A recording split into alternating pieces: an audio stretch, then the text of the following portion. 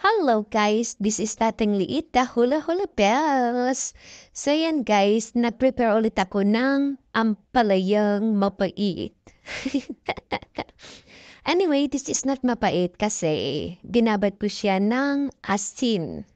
And then, yan, inislice ko siya guys. And then nilagay sa isang lagayan, nilagyan ko ng asin. Huwag muna ninyong lagyan ng tubig.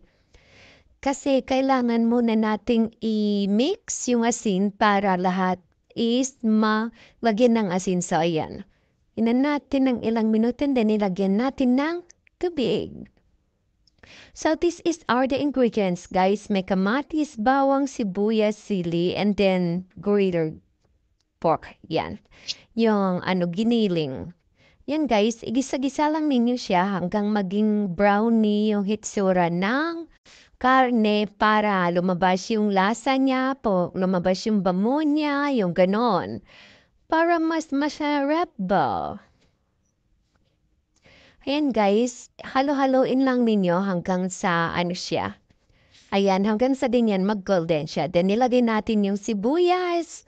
I-mix din ulit natin siya guys. Halo-haloin natin hanggang maamoy natin yung bangong halimuyak ng sibuyas. Super bango na siya guys kasi yung amoy ng karne at saka yung sa bawang is nag-mix na siya. So ayan, kapag kayo na mismong magluto, maaamoy din ninyo yung sinasabi kong halimuyak ng sibuyas ay ng bawang. So ayan guys, i-mix lang po ninyo siya hanggang sa